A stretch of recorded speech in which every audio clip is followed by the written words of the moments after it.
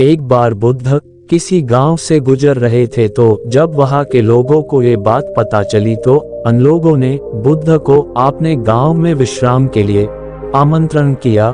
गौतम बुद्ध गांव के लोगों का निमंत्रण स्वीकार कर लिया और उनके साथ गांव में गए। वहां एक स्त्री उनके पास आई और उनसे बोली, आप तो बिल्कुल किसी राजकुमार की तरह लगते हैं, क्या मैं जान सकती हूँ कि इस युवा अवस्था में आपके गेरुआ वस्त्र धारण करने का क्या कारण है?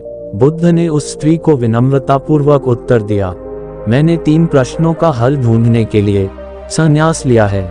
ये शरीर जो युवा व आकर्षक है जल्दी ही वृद्ध होगा, फिर बीमार होगा और अंत में मृत्यु अवस्था में चला जाएगा। मुझे वृद्धावस्था, बीमारी एवं मृत्यु के कारण का ज्ञान प्राप्त करना है।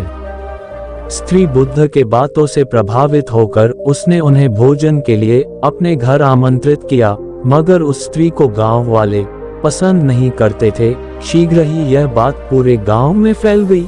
महात्मा बुद्ध उस स्त्री के घर भोजन करने जाने वाले हैं। गांव के लोग उनके पास आए और आग्रह किया कि वह उस स्त्री के घर भोजन करने ना जाएं।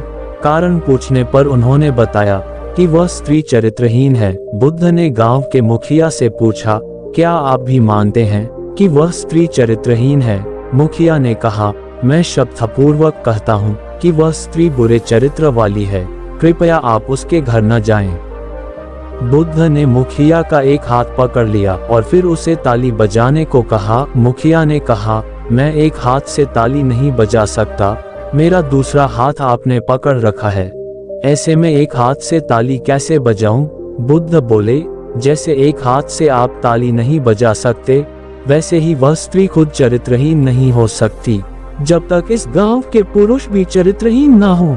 अगर गांव के सभी पुरुष अच्छे होते तो वह स्त्री कदापि ऐसी ना होती। उसके ऐसे चरित्र के लिए यहाँ के पुरुष भी जिम्मेदार हैं। ये सुनकर मुखिया और गांव वाले लज्जित हो गए।